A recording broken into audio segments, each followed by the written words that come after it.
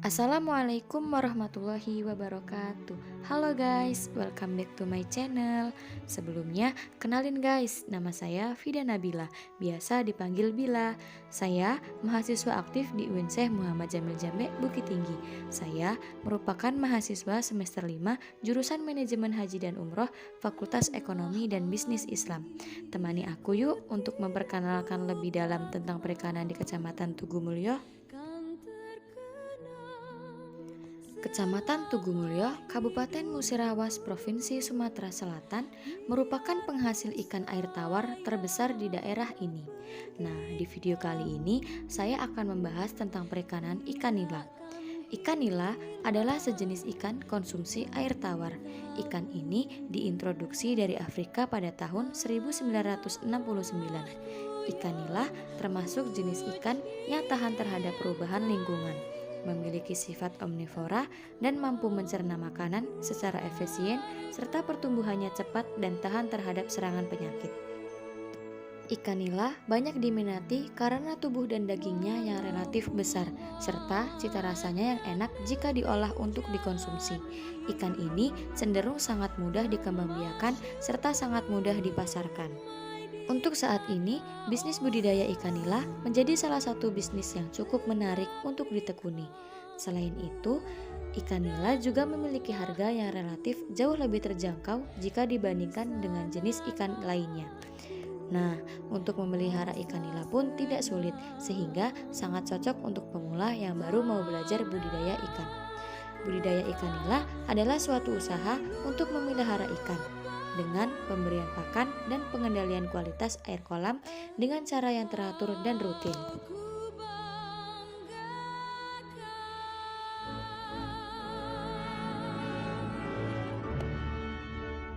Potensi budidaya ikan nila sangat tinggi karena pemeliharaannya mudah, perkembangbiakan yang cepat, daya tahan yang kuat, dan lokasi budidaya yang beragam.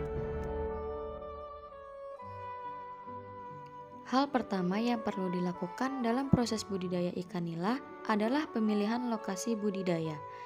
Budidaya ikan nila harus dilakukan di perairan yang tidak bergelombang dan terpaan angin yang tidak kencang. Selain itu, lokasi budidaya harus mudah dijangkau dalam hal transportasi dan penerangan serta dekat dengan sumber pakan dan benih.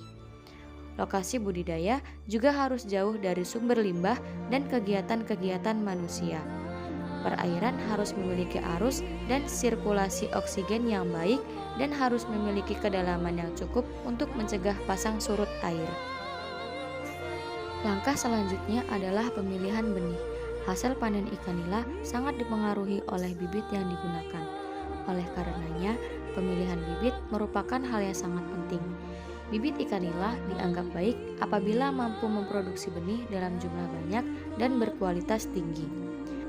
Ciri-ciri benih yang baik diantaranya tahan penyakit, berukuran sama, aktif bergerak, dan memiliki berat antara 120 gram hingga 180 gram.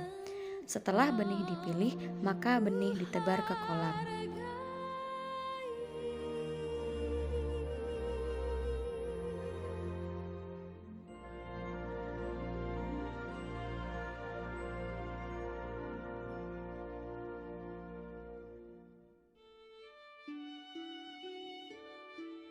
Nah, dalam memelihara ikan nila juga ada beberapa penyebab atau masalah yang sering dialami petani ikan diantaranya.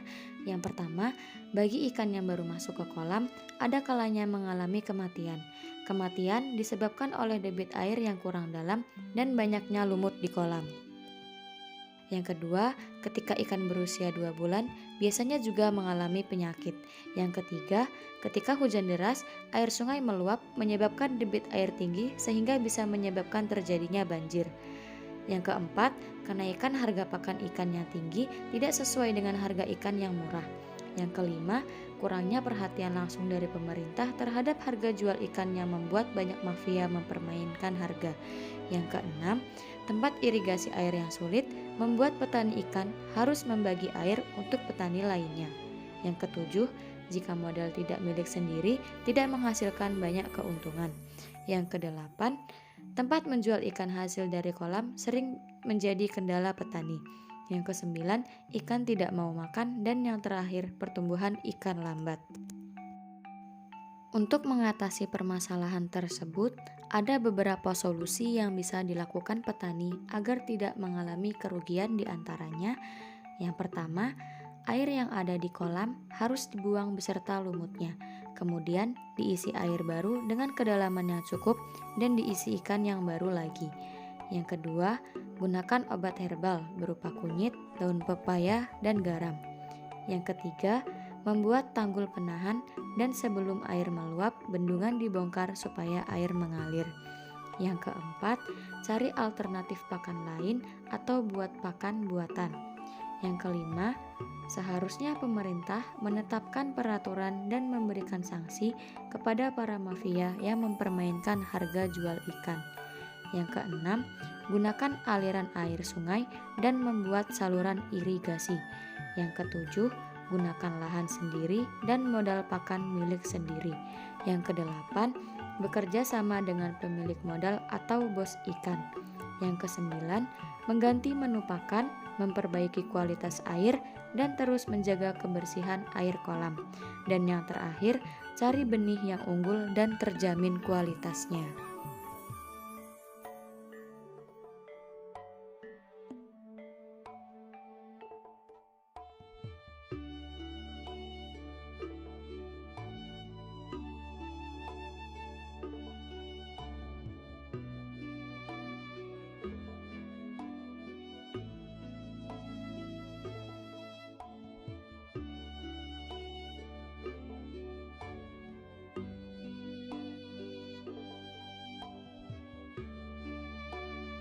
Nah, ini merupakan proses pemanenan ikan nila.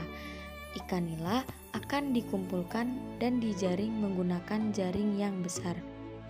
Kemudian, ikan nila ditimbang dan dimasukkan ke dalam plastik untuk dipak. Tidak lupa diberi batu es dan oksigen supaya lebih tahan lama dan ikan tidak cepat mati. Untuk proses pemanenan ikan nila paling lama dilakukan selama 3 hari, tergantung para pekerja yang memanen. Nah, setelah ikan selesai dipak dan diberi oksigen, ikan akan disusun di atas mobil dan siap untuk dioper ke daerah tujuan.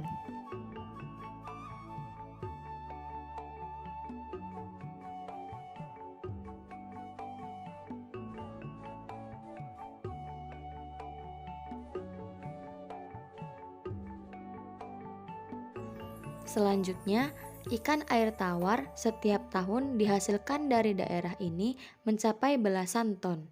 Pada tahun 2011, produksi ikan air tawar Kecamatan Tugumulyo sebanyak 13.372 ton.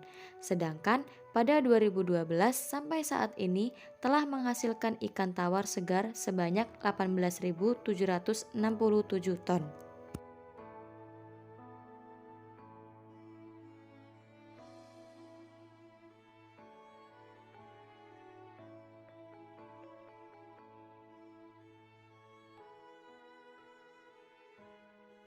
Total produksi ikan air tawar Musirawas pada 2011 lalu mencapai 25.870 ton atau meningkat sekitar 35% dibandingkan dengan 2010 yang hanya memproduksi sebanyak 19.272 ton ikan, di mana sebagian besar produksi itu dihasilkan oleh petani ikan di Kecamatan Tugumulyo.